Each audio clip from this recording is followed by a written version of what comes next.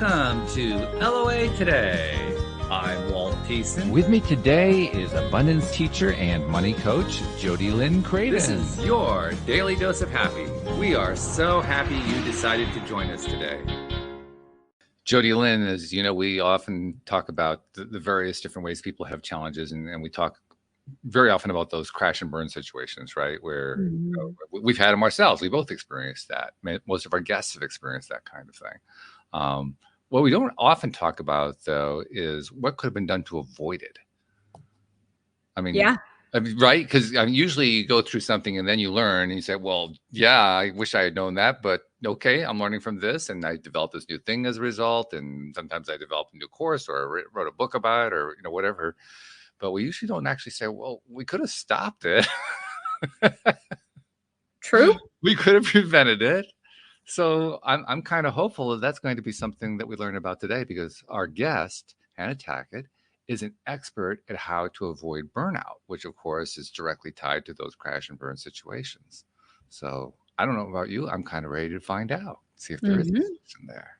All right. So Hannah, welcome to the program. How are you doing today? I'm doing great. I'm excited to be here. Thank you for having me. We're glad to have you too. You and your program, your Serene Success, which is a very interesting name, but it's also the title of your podcast. Yes, it is. That's pretty cool. How long have you been doing that? So the podcast is pretty new.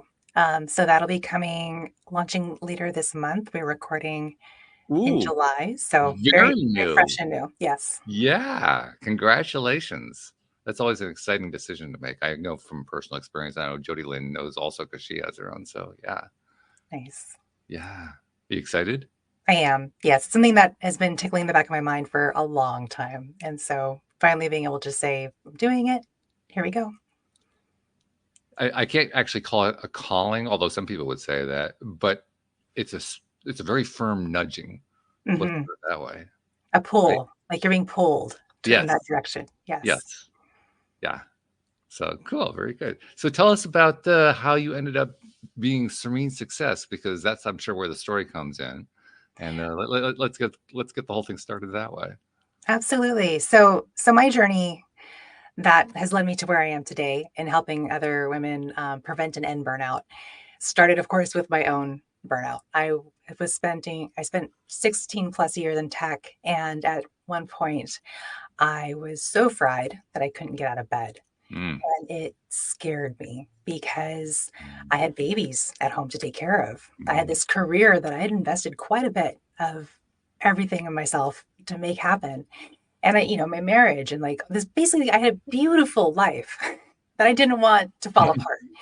And there I was in bed miserable and I couldn't get up, and I went to the doctors and nothing was actually wrong with me other than that I was fried. And in those moments, in that darkness, I decided that, first of all, I'm going to figure this out. We're going to turn this around. And second, this is never happening again. This will never happen again. I can't afford it to happen again, because I don't want to fail as a mother. I don't want to fail as a wife. I don't want to go bankrupt. I have to be able to show up for what I've built here. So that was the pivotal moment for me. And since then, my journey has taken me a few places. And then ultimately, though, I've ended up with helping others end their burnout and turn it around and re-engage with life with passion and fulfillment. My own background is a tech background and IT background as well. And I was self-employed in an IT created position, so to speak, in 2008 when my business got wiped out. Yeah. So I know something about what that's like, because I also know what I went through the next 4 years. And my listeners know ad nauseum because I tell the story over and over again.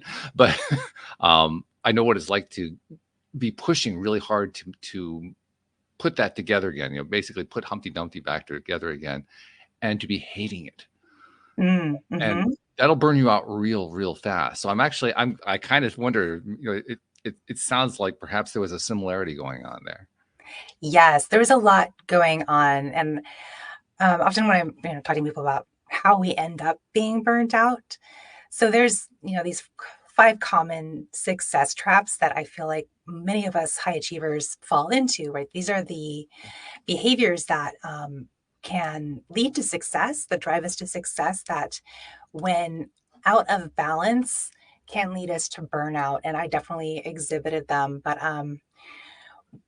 so that's like the people pleasing, you're trying to keep your boss happy, your kids happy, your clients happy, your spouse happy. And ultimately your needs are, last on the list. Right. There's, that perfectionism, having the impossibly high standards and high attention to detail, and you couldn't possibly let somebody else help you because they won't do it as well as you. And then there's, We've never done that. No, never, ever. I'm very guilty. I did that for years of my life. And then there's the helping, like you see people who need help, whether they're coworkers, whether they're clients, whether they're, your own children or your family. And then you start to overextend yourself and pick up the problems and responsibility of others. And that can also drive you to burnout if it's out of balance. And then there's my favorite, which is overachieving, that being busy all the time, almost like to be busy makes you feel worthy. And I know in hustle culture, there's definitely that trap of feeling like, well, if I'm double booked all day, then I'm valuable. It means I'm providing meaning or something. Where in reality, being too busy all of the time and having the never-ending checklist that as soon as you accomplish one thing, you're on to the next without pausing, without appreciating, without acknowledging, that can easily end in burnout. And then there's the typical fear of saying no that kind of comes with the rest of those that I've seen a lot of people exhibit. And so those are the things that, like, the behaviors that, while they can drive us to success, out of balance or rooted in fear, they can definitely drive us to burnout. And I hear what you're saying with that, hating it, like that loathing of your job, because that is definitely one of the symptoms or one of the signs, red flags, that you are either in a burnout or you're on your way there. Yes. And when you're in that loop, which is that's what I can think of to be describing it, you don't see how you can get out. Right. Mm-hmm. Yeah, it feels endless. Yeah. It's a dark place to be.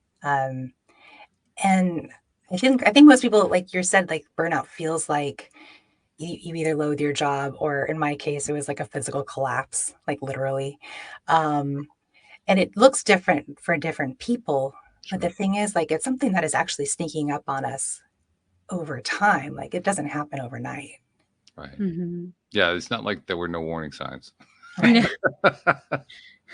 There was a lot. Oh my God, like I woke up this morning and I burned out. Yeah, that's how it feels though. You're like, and I can't get up. And I can't get up, right? Yeah. Yeah. I mean, does any of that sound familiar, Jodie Lynn? Just like, oh my gosh, yeah. I mean, people pleasing, yep. Perfectionism, yep. Desire to help or overhelp, yep. A busy badge, I've been there. Fear of saying no, definitely. Absolutely. Yeah, all of those things. And it's interesting because I could see different times in my life where I've done all of that and gone through the burnout pattern. And Hannah, just like you, was like drooling, staring at a wall by the end of the week. Like, I can't talk. I can't think. I can't even feed myself. Like, I'm so tired. I can't feed myself. Sometimes like you're on screen. I mean, it's just awful. Yeah. Yeah. Yeah. And it's interesting because you can see these things coming, but it really does feel like, how do you stop? Because now it's really ingrained that I say yes to people and I help, and who am I without these things? So Hannah, what do you suggest if you are somebody listening right now, recognizing, I am those things, all of them or combinations of them, and I am burning out. Now what? So what I found was, like, the surprising key to ending burnout was authenticity, which sounds very woo, and you're probably wondering, like, what on earth does that have to do? We're all about the woo, Hannah. Go. Yeah. Okay. We're in for it. You barely even touched woo. Woo is where you're about 3 degrees out from there. Then you have woo woo, which is like so far out there. You've touched the W of woo. That's about how far out you are. Okay. Awesome. All right. So authenticity, and what I mean by this is, we, like you're saying yes to all these things, or maybe you're not saying yes or no, you're just defaulting to doing whatever ends up on your plate and you're in a reactive state. And even just kind of going through life and like, we're all picking up messages as we're going along, all these stories about ourselves and about what success is and what we're supposed to be doing with our time and energy. And we end up picking up a lot of like shoulds. I should be making homemade dinners for my family every single night. I should be responding to all of these emails right away. I should be jumping at every opportunity that comes anywhere close to me. I should go to every single meeting that ends up on my calendar. And there's a lot of assumptions and things that we're just kind of almost on autopilot living in these shoulds. And so the first step is really to recognize that the shoulds, the expectations, your mother's vision of success for you, your colleagues' way of succeeding, the things that you've picked up in your life don't necessarily mean that you have to go and be and do all of that. And the key is really just like letting go of the shoulds, ditching the shoulds, and really tuning in with your own values and understanding what is important to you right now in this phase of life. Because if you're still marching to what was important to you 5 years ago, you might be feeling resentful. You might be off track because your values may have changed. And so getting into alignment with your own values, like understanding what your yes is, what do you want to say yes to in your life is so, so critical, because once you know what yes means to you, like what do you want in your life? Where are you going? What is your vision? What matters to you today?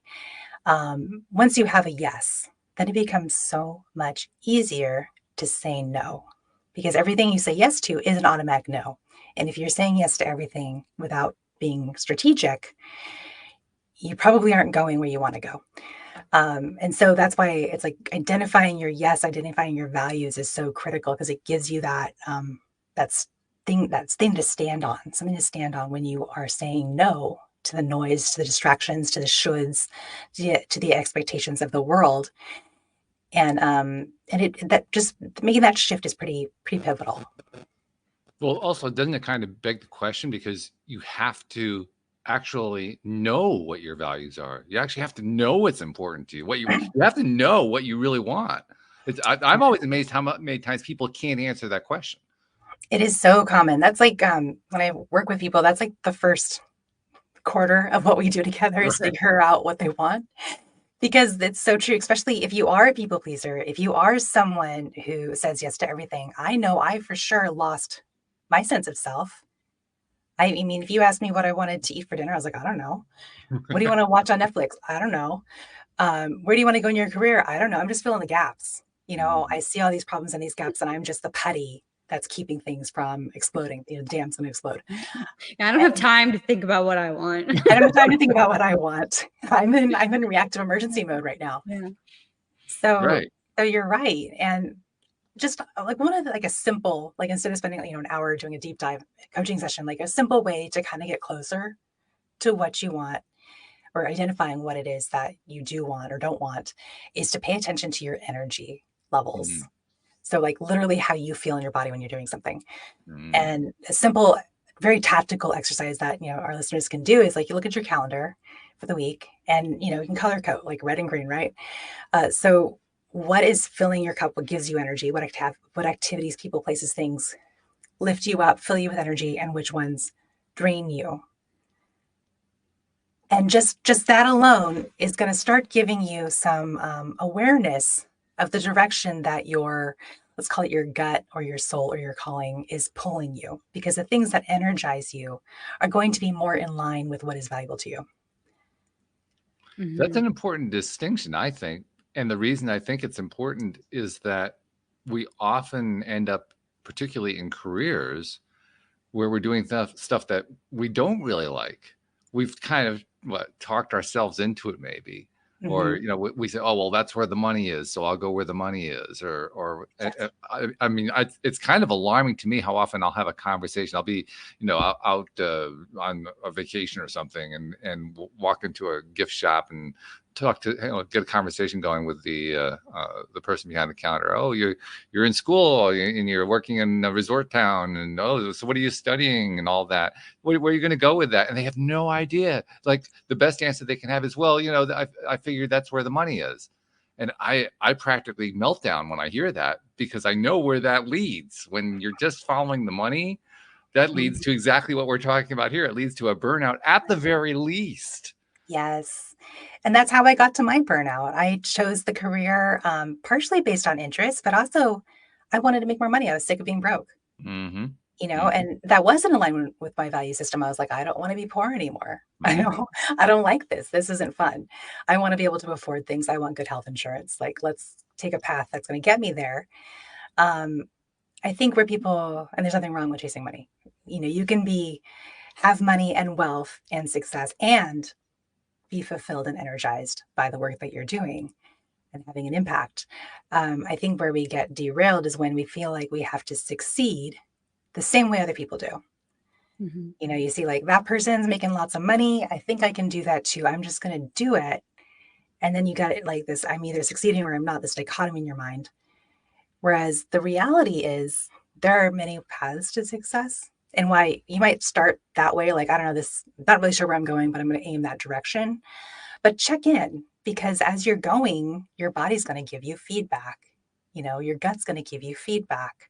Listen to it, because there are changes that you can make. You don't have to succeed exactly like them or exactly like you think you have to. There's so many paths to success, so many ways to do it. That finding the way to success that fills your cup, that is in alignment with your values, is truly the path to fulfillment. I'm thinking about my own journey through life, particularly in my younger years, and how I wasn't just following the money. I was following the money along a path that, in theory, was going to get me to the money easiest, regardless of whether or not I liked it.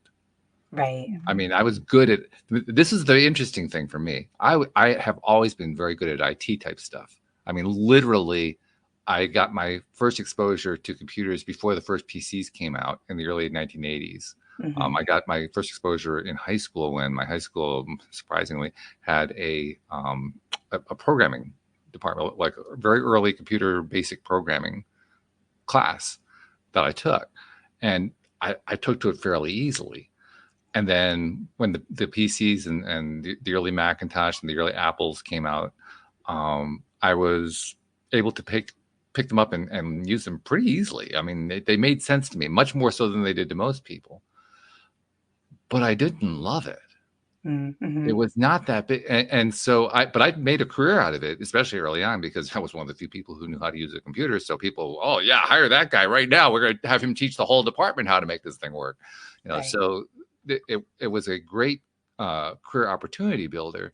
But at the end of the day, I didn't really have a passion for it at all. It was not fun. It was not enjoyable. And later on, I created a career for myself. When I left corporate to become a web developer, web designer, and web hoster, and did that for a number of years. But when the business crashed, now the business crashed on a direct level. It crashed because of the 2008 financial crisis, because all of my clients at that time were all very local, very small nonprofit organizations. And of course, in a financial crisis, nobody gives money to a nonprofit. So all my clients disappeared. Mm-hmm. So that was a definite contributing factor. But I think it's fair to say that one of the reasons I went down that road was because I wasn't enjoying it. So that was that was like the easy way to have that career, like to have that company building up. Like, well, I'll just work with the local nonprofits.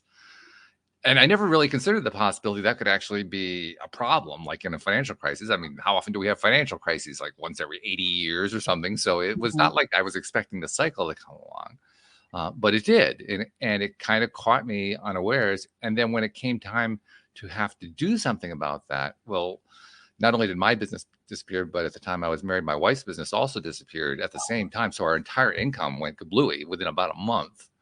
And there was really nothing to do except just try to put the pieces back together again. So here I am trying to put the pieces back together on something that I was fairly good at, but I was so tired of doing it. And I had no desire to keep doing it. Literally, that to me, one of the biggest things that a person needs to do is not only identify what their values are, what's important to them, but also what their passion is. Right. I mean, when I have those conversations with the young people who are manning the counter behind in a store in a resort town or something like that, I'll ask them, "What are you passionate about?" Talk about getting blank looks. You get a lot of blank looks on that question. Like, oh, I don't know. I had never thought about it. True. And I feel like most of us have experienced, like, I don't know if we would label it as passion, because I'm thinking like when you're a kid or like when you're young enough that the shoulds haven't buried you alive. Um, there are things that draw your interest that you get excited about, and you have that youthful joyous reaction to Mhm. a thing or a something or an experience. And I feel like that's super helpful as an adult to kind of tap into, like, what brought you that joy, Mhm. before Yeah. before you became this person that is a slave to making the money so that you aren't broke, so that you don't have to experience the recession again. Because I mean, that's legitimate. We have to eat. We have to, Mhm. have a house. I get it. And I do definitely, I'm come from part of my burnout was I'm coming from a place of scarcity. I grew up, my parents were not Yeah. very particularly wealthy. I also had a business go out under in 2008. Oh, we have Good that in times, common. How yes. fun. So I relate to that story. And only I was sick of my business too. And I was like, I'm not doing it anymore. I'm going to go back to school, take a different path. Okay. Um, but yeah, so it is about, okay, we have these requirements, right? So my requirements are I have to be able to keep the roof over our heads, feed my children, provide a certain level of lifestyle. I don't want to be poor, obviously. And I want to have a certain level of impact on others in a way that is fulfilling to me. And there's also things outside of work, right, that are passions. So, like I moved across the state, after my burnout. I was like, what fills my cup? One of the questions, what excites me? What have I loved, in the before? And nature was one of the answers. I'm like, how can I get closer to nature? I live in the middle of an urban center and I work all of the time. There's Mhm. no space or time for me to experience nature in my life right now. Um, so what I ended up doing was asking my job, I want to move, can I work remote full time and live in the forest? And they said yes, surprisingly. I sat on that question for 8 months. I was terrified of asking. And when I finally asked, it was just so easy. I was shocked. Mhm. So there's something about, learning how to ask for what you want and being willing to Yeah. receive it. So, but anyways, we moved across the state. I now live 4 minutes away from a forest, and now I go hiking on a regular basis. And it's not just finding like the work that fills your cup. It's also like not forgetting the things that brought you joy, and Mhm. not what I find a lot of women doing is deprioritizing those joy bringing activities because they're like, it doesn't matter. It's not important. Like I have one Doesn't client, make me money. it doesn't make me money. Yeah. It's like I had this one client and she was going downhill, right? This long, gradual, burnout essentially, where it was impacting her performance at work. She went from being a top performer to being put on a performance review. When she came into my program, that's kind of where she was at. Mhm. And, in our process, I was like, well, what fills your cups? What kind of energy giving activities have you experienced in your life that maybe you're not doing right now? And she said knitting. I'm like, okay. I'm like, how can we add knitting back in? She's like, well, I feel guilty if I knit because I'm not Mhm. working. I feel like I have to keep working because I'm doing poorly at work. And I'm like, it's actually kind of counterintuitive. But if you work less and you knit more, when you do work, you're going to do a better job. Yeah. And so, she made that shift and she started adding things back into her life that she enjoyed and loved and had previously eliminated because it wasn't taking care. She's a single mom. So it wasn't childcare and it wasn't work. If it wasn't those two things, she felt guilty about doing it. Wow. And it's letting go of that guilt and realizing like, oh, these indulgences, these things that make us happy are not indulgences. They are requirements. They are part of what makes us people and human. And like, they're going to accelerate our productivity. It's funny too because the financial crisis and my own personal financial crisis that accompanied and followed afterward are what led me to my passion. Yeah. And I'm not even talking about a career passion. I'm talking about doing this podcast. Because literally, I started this podcast in 2012 because I was trying to figure out why I couldn't resurrect my business, why I was having so much trouble with it. Mm-hmm. Because I certainly have never asked myself the question, well, why am I pursuing something that I don't love at all? It was not on my list of questions to ask. And I'd heard about the law of attraction, so I figured, well, maybe some answers are in there. So I decided to have a podcast and bring experts on. The part that caught me by surprise was how much I love doing it. And the lesson that I take from that is what would have happened if I hadn't tried doing the podcast in order to solve my problem? Because I could easily have talked myself out of that. Mhm. There were lots of reasons not to do it, especially at that time, because at that time, if you wanted to start a podcast, you had to really be committed to doing it, because it was not easy. It's not like you could just go, sign up with some service somewhere and, okay, now you have a place to store your podcast records and another place to do all your recording. You had to figure all of that out on your own. At that time, it just wasn't a thing yet. Right. It'd been around for a few years, but it's not like everybody was doing it. So I had to be really committed to figuring out how to make the whole thing work. But once I made it work, I found, my God, this is fun. This is really great. This is like, this is energy building. This is something that I could do this every single day. Is there a way I can get paid to do this? This is fun. Exactly. Mhm. And I love it when people stumble into, or they feel like that urge, like you said, that pull, like I'm feeling a tug to go in this direction. Yeah. To be able to explore that with curiosity and not judge yourself and let yourself experience it and be open to that, because I think some of the most beautiful, like talk about serendipity and, the universe realigning itself to kind of get you to where you really belong happens like that. You feel a pull. You're curious about something sparks your interest. And then you start taking steps in that direction. And it can be really amazing what unfolds when we're not trying to force something, when we're not rigid about how something has to unfold. Which I was 100% skilled at. As am I, yes. Very good at planning and designing and making sure things are exact. Yeah. I always say it's good to have a skill in life, but you might want to be selective about which one you pick. That's probably not the one you want to put at the top of the list. Yeah, it's all about the balance. So give us some ideas about how we achieve that balance. Right. So we talked about authenticity, right? Stepping into alignment with your values and, developing an awareness of what is energizing you and what is draining you. And so those are, two key, fairly, not necessarily straightforward, but the energy one is fairly straightforward steps to kind of get you on the path out of burnout.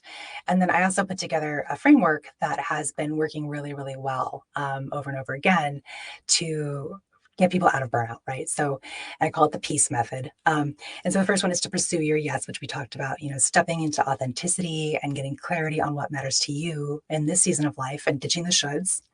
The second is energizing your being.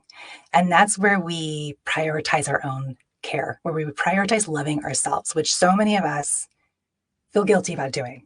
And so that's eating for energy, improving our sleep, connecting with loved ones, having joyful movement in your life, adding those activities that you love and enjoy and bring light and happiness to you, learning how to reset your nervous system, and releasing that trauma. So there's that energizing phase. So, and then once you've got that energy back, right, because you've built yourself up again, at that point, learning how to assert your voice, learning how to ask for what you want and get it, learning the ways to say no and gaining confidence in your no's, and then addressing the sabotage that could be going on in that space.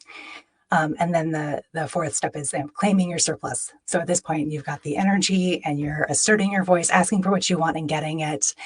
And you're going to end up with more time and more energy once you're doing these things. And so when you're claiming that time and energy for yourself and for your vision and for, moving towards the direction that you're called, that's what I kind of consider like elevating, that success. And so that's essentially the framework and the journey that I've been helping women go on to end their burnout, ditch the dread, stop self-loathing, stop beating yourself up, and step into your own power.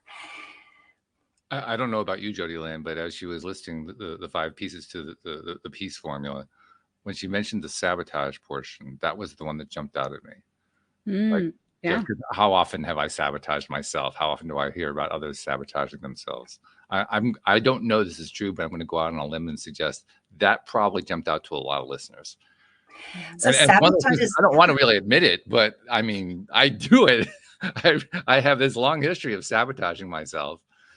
I think I'll just forget about that because that's not a comfortable step. well, the thing is, like, so, but when I'm putting this process together, when I'm going through this process of coaching and in going through the process of healing my own self, like Sabotage is a part of the journey. So you plan for it, you prepare for it, you address it, you bake it in, right? Expect it. Because as an adult, any kind of change or any kind of learning, so you're learning a new behavior, you're learning a new way of thinking about the world, you're learning new ways to show up at work or, within your own reality.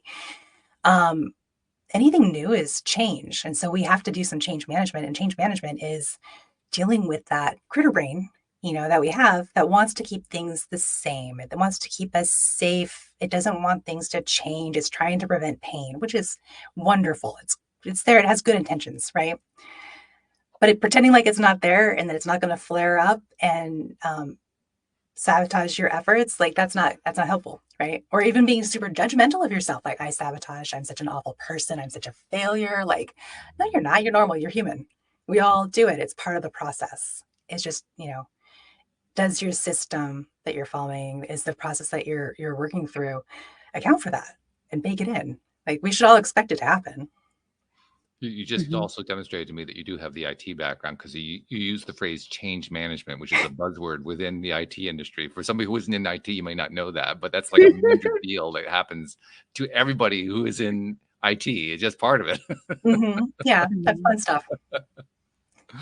But it's an important part, because I mean, in the IT industry, change management is about making sure that when some sort of a new technological change is being put in place, everybody's ready for it, and it's going to go smoothly.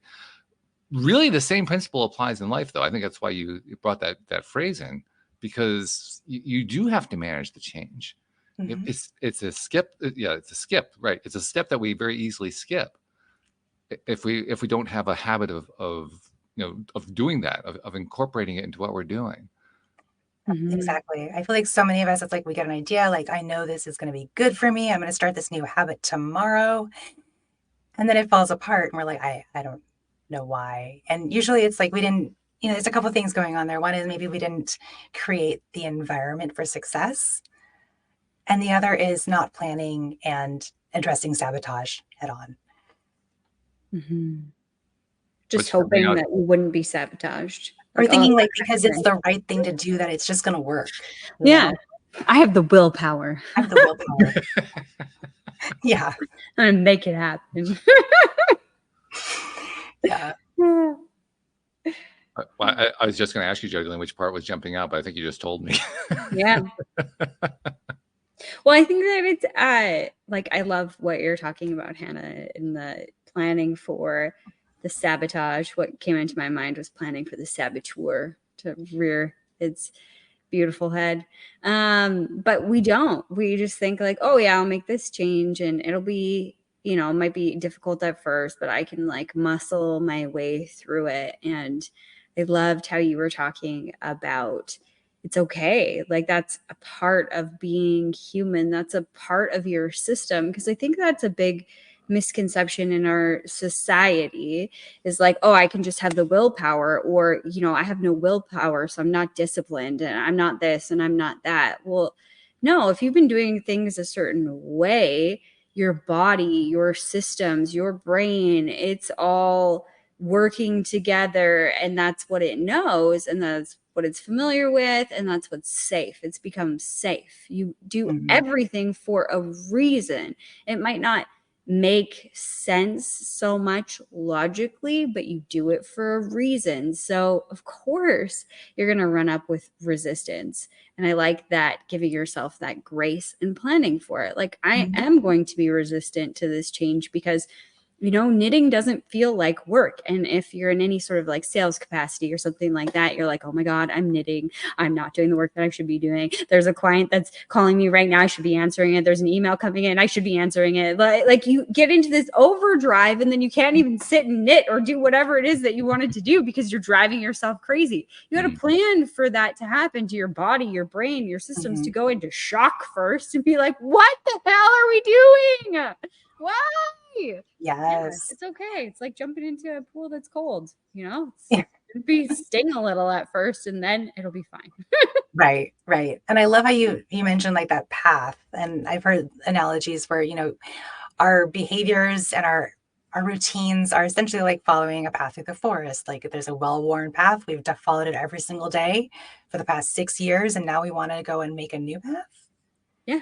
Do we have our machete ready? Do we have the right gear on? Are we covered? Or do you have a compass? Where are we going? Yeah. Are we ready to get out there and make a new path? And so there's resistance to making a new path, and there's effort involved, and expecting that like is part of the journey. I'm still wondering though, how do you plan for sabotage? I mean, do you put it on your calendar Friday, 3 p.m. sabotage? Okay. It's on the calendar. I'm planning for it. I think the first thing is realizing that when sabotage happens, like realizing before it happens, first of all, it's going to happen. So just knowing it's going to happen is helpful. And then the second, realizing, okay, when something comes up and sabotages me, whether my own fears, doubts, whether I start blaming other people, whether I find excuses, or maybe something random happens in my life that kind of blocks me for a minute, expect it. It's going to happen. Second, view it with curiosity. Like, isn't this interesting that I am being critical of myself right now and I'm afraid of getting on this phone call? Isn't this interesting that I am lying in bed and I don't want to get on the Peloton today? Isn't that interesting? And if you take that non-judgmental, curious mind when things that happen that are, sabotaging your desires and your goals and your objectives, you're much more likely to get through it to the other side than if you immediately start self-shaming, because shame will shut you down. It stops us in our tracks. It sucks the energy out of us. So sabotage is going to happen. Sabotage is not wrong. Sabotage is not bad. You are not bad. You don't have a lack of willpower. There's something wrong going on. You're just normal. This is part of the process. But shifting our mindset around it and stopping the judgment is really the key to getting through it. It's a really important point.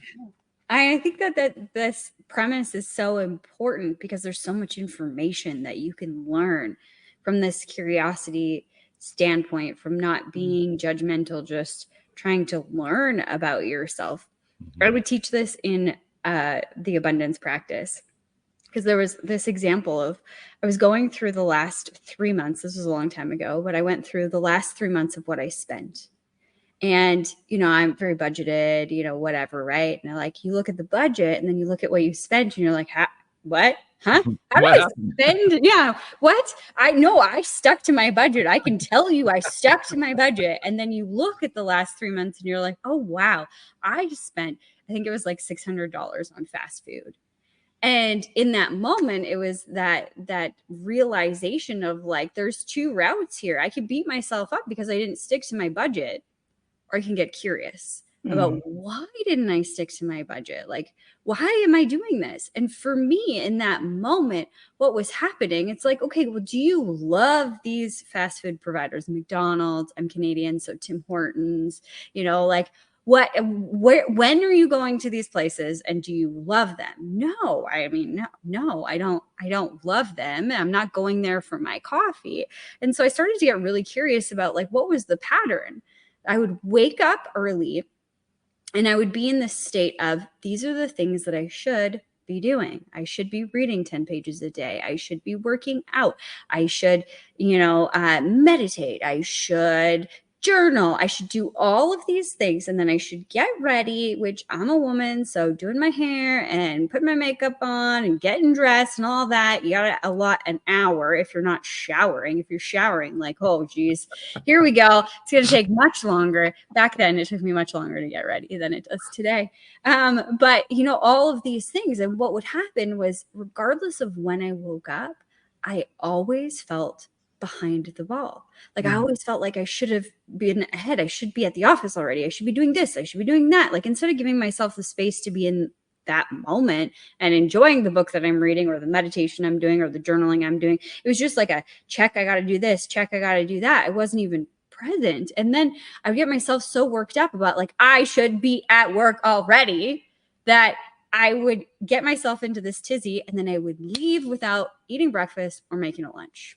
And then I'd be like, I'm at the office. And you know, the interesting thing is that nobody was waiting for me at my office. Not like I had an appointment at 9 a.m. Somebody was meeting me there and I'm rushing. It was this premise that somebody told me I should be at the office early and I should stay late. And I had that ingrained in me. So I'm there at the office. I'm the only one there and I'm doing whatever I do for work. And then now that I'm there, I can't leave. Like I just got here. So I can't leave even though I'm hungry. So then I just leave it longer and longer. And then I get busy with this and I forget about it and I get busy with that. And then come like 1 o'clock, 2 o'clock, I'm hangry because I have not paid attention to myself at all. So then the only option to give me what I need now, which is food in a hurry, is something that is fast and also really not that great for me, not nutritious, like none of those things that I really want. So I was in this pattern of putting myself last. But if I wouldn't have gotten into that space of being curious, like, why do I do this?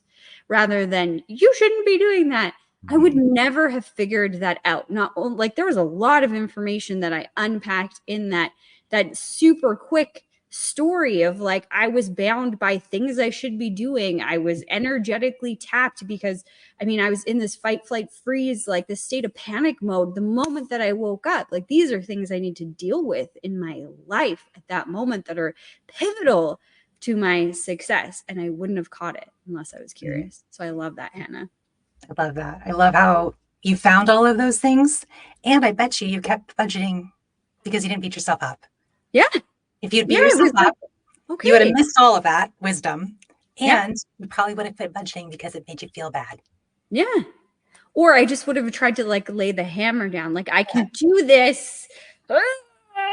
And then I probably would have just like starved myself till 4 o'clock and then went home and ate quick or something. Like, you know, I would have done things, you know, just how interesting once we get into that habit of not taking care of ourselves. We'll take that to like the nth degree, won't we? Of course. Yes. Yeah. It's brutal. We'll like die over it. No, I can't. I gotta take care of everybody else. But people do, like people get, so I wasn't diagnosed with anything. Like I went to the doctor and I was like, I'm not getting up. I'm not functional. They're, you know, doing all the tests. There's nothing actually wrong with me, but I've worked with women who ended up in the ER, women who've manifested, you know, serious illnesses in their lives as a result of buildup of stress over time because they felt like they had to, you know, people please, be perfectionist, overachieve, be busy all of the time, you know, to prove that they're worthy. And I think that accepting that you're worthy because you are is, you know, easier said than done, I think, for some of us. Totally. But yeah, and then treating yourself like, you know, you are the most critical asset in your business, the most critical asset in your family, the most critical asset in your career, and investing appropriately and every single day in nurturing activities like, you know, eating breakfast and, you know, being present when you're doing your meditation, like you're doing all the right things. You're checking the boxes. Why is it going off? Yeah. And it just making that shift and realizing like, okay, I am worthy. I am the critical asset. If I'm not taking care of this, the rest is going to be impacted and possibly fall apart. So yeah, making that shift and prioritizing yourself. So critical. Well, you also have to be willing to say that I am a priority. I mean, I think it's one of the reasons we get stuck in that loop is because on some level, we really not only are convinced that we shouldn't be a priority, but that we aren't, that we literally don't qualify as a priority. Right. That's where we feel guilty for doing things like knitting or feel like we can't feed ourselves in reasonable timeframes because we have to do, you know, like you're saying, the shoulds. Like I used to sit at my desk through lunch because I felt like I had to be seen, you know, like all these expectations that, you know, wherever we pick them up, the reality is have you ever figured out, I mean, I'm just kind of curious, it's really not all that important, but have you ever figured out who it was who was supposed to be actually seeing us do this stuff? The rest of the people sitting at their desks, not taking a lunch break. Oh, okay. It was a cultural thing. No, I never figured out who they were. So it's kind of nice to know who they were that I was trying to please. There was no one in my office when I was doing this, but they said I should be there. Yeah, right. Right. You got Yeah. the idea somewhere. It was in a book you Yeah, read. Who knows? exactly. To be I personally successful, think you they must have a be lot there. to answer for, but that's Yeah, another they topic. do. They do. Well, we all get No, the programming, from all the different places, but like there's definitely, I'm in the US, I'm in Silicon Valley, there's an absolutely a hustle culture. absolutely. And so being aware of the culture that you are in and its impact on your beliefs and therefore your behaviors is critical. Like, okay, oh, is this good for my health? Yeah. How can I accommodate for this, and correct for it? hmm One thing that I think about with like setting boundaries and saying no is the judgment and justification. And it's interesting because you can practice saying no and leaning into the things that you want. And yet sometimes it's still hard to say no. I found myself struggling this last weekend. I literally felt like I was being bamboozled by my brother. He was like, "Hey, so I know you're a planner." This was actually Monday. "I know you're a planner, so I just want to give you the plan and make sure it's okay with you. So I'm thinking that this is what we're going to do. We're going to take the horses. We're going to a parade this weekend with the horses. So we're going to go on Friday and then we're going to do free rides for people. And then you can sleep overnight because I need some family time because I'm going through a lot. And that would be nice. I'd just like to hang out with you. And then we'll do the parade on Saturday morning." Very smooth, I And must say. Yeah. what? Very smooth. Very smooth. Oh, yes. Very smooth. Our family's really good at getting what we want. My brother included. I used to think it was just him, but I realized I have this talent too. I can't even say it's just him. It's both of us. And I'm like, I'm looking at the schedule and like the rodeo doesn't actually start until Saturday. So there's no rides to be given on Friday. I have no place to sleep, nor do I have desire, like when we're having an awful heat wave, to sleep in a tin can that doesn't have air conditioning. Like none of this is sounding good at all. I also don't want to give up my entire weekend doing free rides for what? Like what am I doing this for? Like I didn't even really want to go into the parade. I'm already anxious about the parade because we've got like 2 baby horses and I have no idea how this is going to go. Like they're only 2 months old and they've never seen that many people or cars or anything. Like I am already having nightmares about this entire situation. And then I was like really struggling with saying no. Like, I don't want to do this. There's nothing in me that says I want to give free rides on the hottest week of the summer so far for free to people that I used to go to high school with that I haven't seen in a really long time, which I really don't. I'm not even going to the rodeo because I don't want to. Like there's nothing about this that I want to do. But it's interesting because I had to call, like I sat on it for a really long time. Like all day I didn't answer my brother. And he's like, "Hello, are you listening?" And like, come back to me. And I'm like, I don't really know how to do this. Like I had to call my husband and be like, "Hey, can I say no to this?" And then I had to call my dad and say, "I think Cody's trying to bamboozle me." And my dad's like, "I don't know what that means, but I'm sure you're right." And I'm like, "I don't really want to do this." And both my husband and my dad are like, "Then just say no. Like you didn't sign up for it." And I'm like, "Okay, I can do this." No, I don't want to. Yes. But you did the most important thing. You paused. Yes, I had to.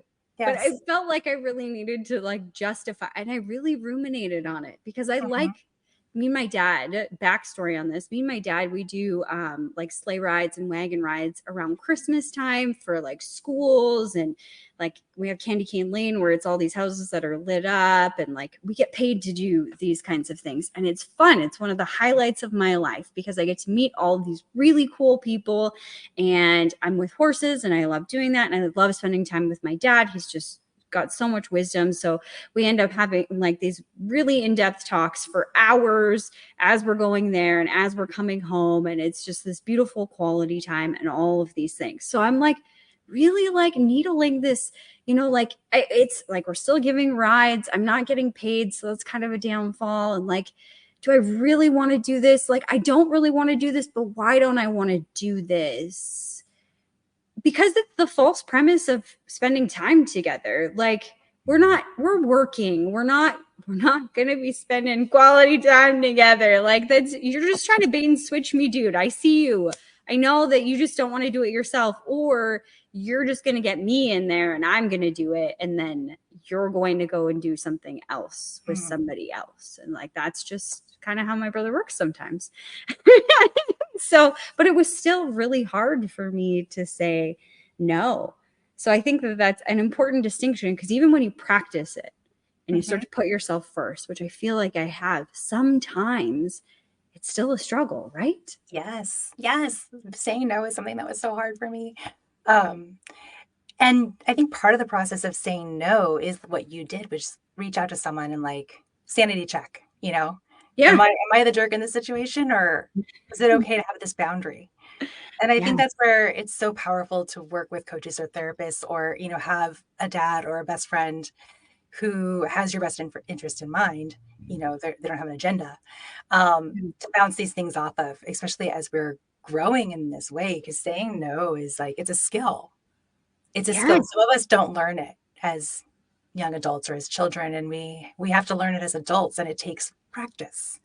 And every new situation is a new way of practicing it. And sometimes we're a little caught off guard because there's maybe a guilt or something that tugs on our heartstrings a little bit, or something that comes up in a way that we weren't expecting. So I love that example. I'm thinking to myself, as you guys were, especially as Jodie Lynn was telling her story, I was thinking to myself, well, you know, probably the best way to learn to say no is to be a boss. And then I instantly said, well, not necessarily. It could also be a great way to bury yourself, because if you're not really in that mode of saying, I can stand up for myself and say, no, I really don't want that to happen, you can end up in a really bad place because you as the boss are saying yes all the time. Yeah. Trying to please everybody. Yeah. Yep. Got to make those clients happy. That's right. Got to answer their phone call at 10 p.m. Right. Never disappoint. Yeah. And so, being able to let other people be dissatisfied with the decision that you make is an area to. That's a hard one. Yes, like letting go of the people pleasing. You don't have to make everyone else happy. You're not responsible for their emotional reaction to your decision. You're responsible for your decision. It's a hard. That one's a hard one.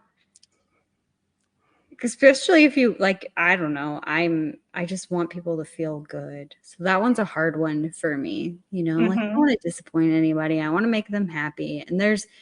And I appreciate what you were saying earlier in this conversation of like, you need to fuel you need to take care of your biggest asset, which is you. And if you're not around to do these things, then like, if you continue to live this way, you're not going to be around to even say yes or to make them feel better. So you have to at some point draw that line and that boundary.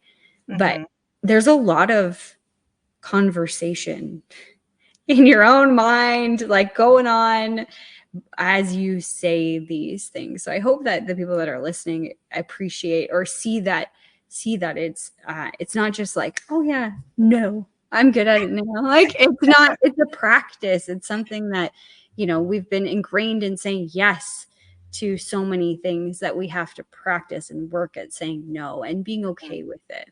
Yeah. I think just approaching it like it's a new skill that you're learning. And that, you know, the way I do things is like I get, you know, there's templates, there's ways that you can practice saying no. There's conversation, you know, strategic ways to have a conversation. That's, you know, if it's in a work situation, you can say this or that, or this first, then that, or, well, here's how it will work. Would you like me to do, would you like to extend the timeline, or would you like to add more resources?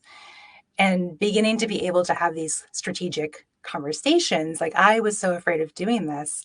I was afraid I was going to lose my job because I'd seen so many thousands of people laid off. But when I did start speaking up and having these conversations and saying no in strategic ways, I ended up getting promoted. And they gave me a team. They gave me more people to do the work. And was so, that a shock? Yeah, it was. I was like, wait, I can say no. Not only do I not get in trouble, I'm respected. Like, why didn't I do this earlier? My goodness. So saying no can result in really beautiful things in your life. And there are ways to do it. There are ways to say no that are very productive and helpful to even the people you're saying no to. I got to experience that firsthand today. I've been playing chauffeur to my estimator. My estimator had a car crash, so she's currently without a vehicle. So the last couple of days I was driving around while she was doing her estimates and other tasks related to her job. And we went to visit a potential client who was really a lousy client for our business. Just, it was not a good fit at all. And we're sitting there in his kitchen talking with him. And basically, she and I are both in the mindset that says, how quickly can we escape this situation without being rude about it? And I suspect that was going on in her mind. You know, how do you say no to this guy? Because on top of everything else, he has pathos on his side, because he's this older guy who's dealing with COPD. He's about to go in for surgery, and he needs help with his gardens. And it's like, how do you say no to that? It's like, no, I can't say no to that, but you have to. Mm-hmm. And I know in my own case, if it was me who was saying it, I would have been much more abrupt about it than she was. She was so good about it. She found a very sympathetic way of essentially saying no without even saying no. I don't think she actually said the word no. Yeah, that's a skill. It's a good one. Yeah. I think that's interesting, though. Interesting observation, because my husband and I were just talking about that last week.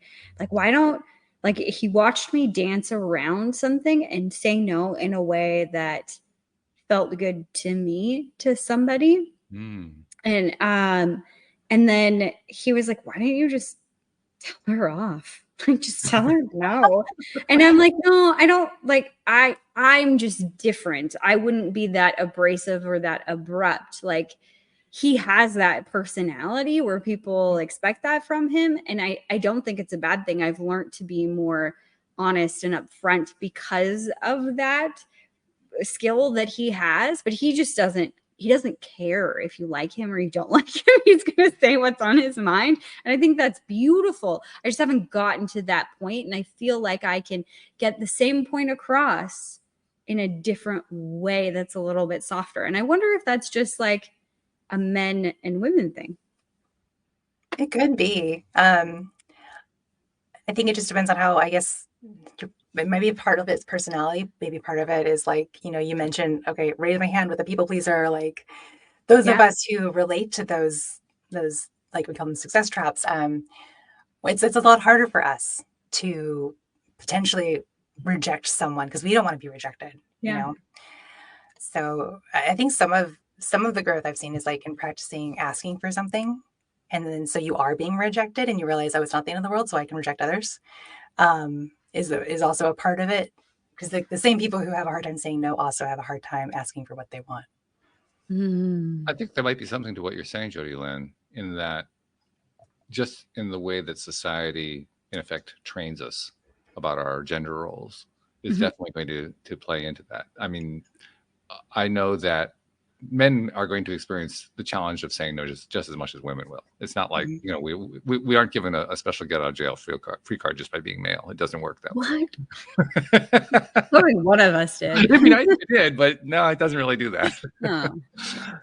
But what it does do is there is a certain empowerment in the often claustrophobic ways we're taught that males are allowed to behave. And one of them is to have a very strong belief in, you know, well, you do it the way you need to do it, that kind of thing. And so that's how the no is able to come through. Whereas women are often taught, you know, traditionally to be sweet, to be kind, all that. So, and you know, being nice. That's probably, would you agree, Hannah, that nice is a trap? Absolutely. It's actually one of the traps, being a nice girl, being afraid to say no is literally one of the success traps that drives people to burnout, because you are afraid of putting up those boundaries, of saying that no, and then you end up drained. Yeah. And the reason I bring that up is I learned a long time ago the important distinction between nice and kind. Yeah. Because they really are quite different. And I think one of the biggest differences between nice and kind is nice tries to bend yourself to somebody else. Kind just tries to break the news in a way that's kind. Right. One is compassion and the other is contortionism. Yes. I like that. Compassion and contortionism. Yeah. Stop being a contortionist unless you really want to be. Yeah, like, you want to ruin your life, perhaps?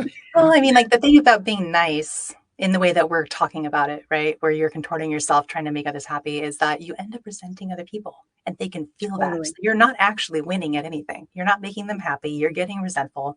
They're picking up on it and likely negatively impacting the relationship. So being the nice contortionist who never says no is not actually accomplishing the goal that you're setting out to accomplish, which is to belong, right? Which is to be loved, to be accepted. Whereas being willing to say no, because that's what you learn directly in your job experience, being willing to say no actually sets you apart as somebody who is capable of setting a boundary, And which is therefore to be trusted. exactly what, when you're talking about promotion, that's one of the things that a manager is looking for. Is this somebody who can actually manage, who can actually, interact with somebody who is a subordinate and say, do this, not do this when you get a chance, or do this when you feel like it, or would you please, would you, it would be a real favor to me. Oh, if you don't feel like do doing it, I'll do it for you in the wee hours of the morning. Yeah, you All don't right. want to get there. Mhm. In fact, as a male, one of my biggest challenges was learning how to make a demand like that, because that really is a demand.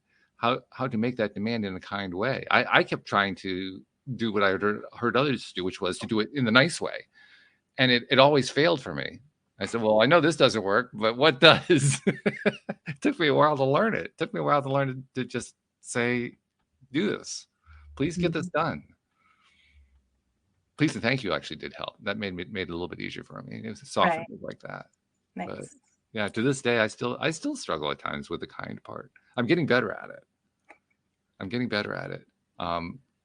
For me, it was never really difficult to say, I don't want to go to that event that my brother wanted me to go to. Like, no, I really don't want to go, so I'm just going to say that. The harder part for me was figuring out how to say that in a way that wouldn't feel like I was bringing a sledgehammer on top of them. Mm. Yeah. Yes. Mm. Yeah. So yeah, these things basically illustrate how easily we self-sabotage, how easily we beat the crap out of ourselves, how easily we set ourselves up for failure. Remember not to judge. Approach it with curiosity. Yeah. That's yeah. right. And yet, Look at me doing yet this. I had to admit, I mean, for my own case, I talked about, when my business crashed and I couldn't climb out, I was sabotaging myself every step of the way. Because you didn't want it. Yeah. Yeah. But I had to face that at some point. Mm-hmm. And then I also had a bigger problem after that. Once I finally faced it, well, what do I want to do? Now we're back to that first question all over again. Yeah. What is important to you? I Slow faced down. that same thing. That's how I got here. Yeah. Yeah. So yeah, that really is important. You have to know how to say what you want. You have to know, once you know what you want, you have to have some idea of how you want to get it. And then you actually have to stick to that. Why is that formula so difficult? It's because I think we just get overwhelmed with all the demands, right? There's a lot going on in the world, and there's a lot of people that we're interacting with. And what I've noticed is there's no one holding space for my vision, right? I have a boss who has their vision. I have a husband who has his vision. I've got kids who have their needs. I have all of these people that I'm interacting with who have an idea of what they want.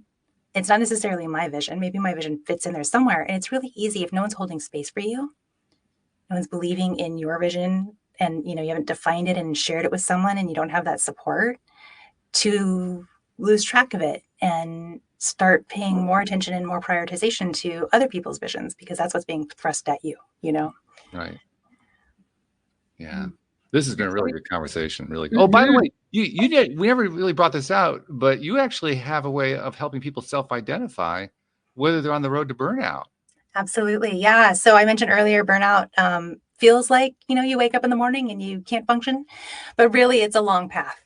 And there are a lot of signs and symptoms and red flags along the way. And it is so good to be able to call it before you get there. So I've got a quiz. It's called, the End Burnout Quiz. And you can find that at serenesuccess.net/quiz. And there you can, take the quiz, figure out where you are in your burnout journey, if at all, and what to do next in relationship to where you are to be able to turn that around. And I'm going to go out on a limb and say serenesuccess.net is also probably the best way to reach you. Yes, it is. Yes. It's usually a safe bet, but I thought I'd throw that out there. Really good stuff. A couple things we want to do before we finish up for today. First thing I want to do is to thank you for being on the show. And thank you for starting your podcast. I'm really glad that you're doing that. That's one of those things that, because I know from experience, I know Jodie Lynn knows it too.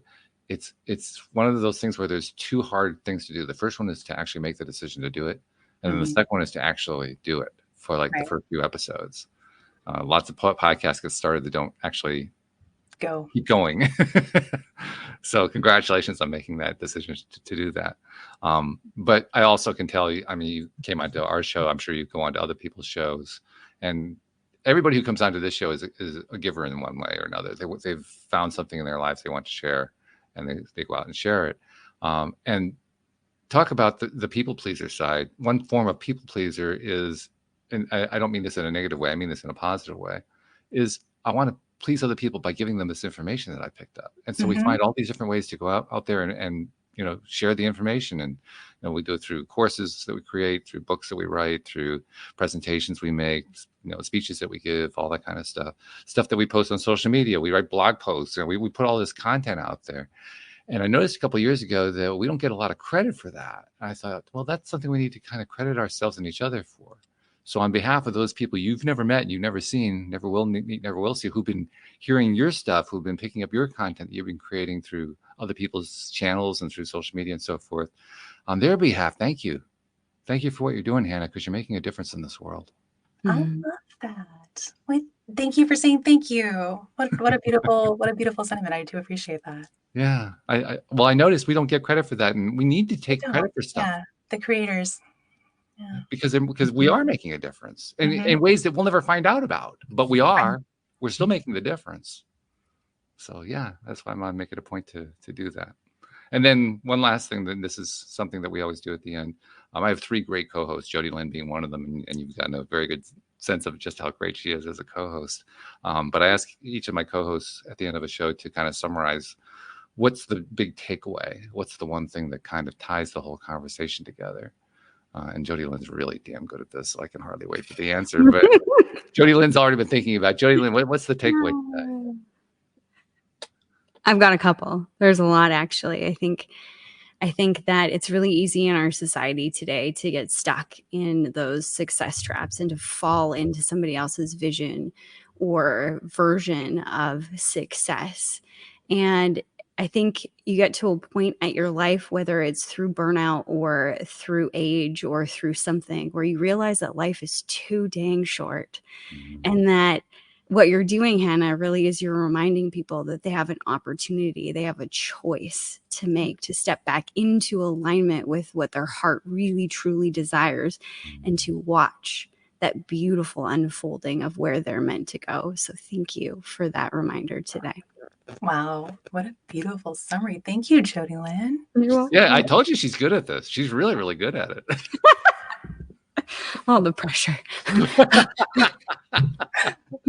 and I'll have to be honest, Hannah, I love putting that pressure on because I love the way she just responds to it. It's She raises up. Yeah. Absolutely. Just keep ratcheting it up. And she always here for it. Keep showing up every week. So Hannah Tackett, thank you so much for joining us and for telling your story and for sharing these ideas and so forth. We wish you all the best going forward. Thank you. And thank you for having me. Such an honor to be here, and quite fun too. Good. Well, that's why we call it your daily dose of happy. So thank you for contributing to the happy. Yay. Love that so much. And thank you to our podcast listeners everywhere. We'll see you all next time here on LOA Today. Goodbye, everybody.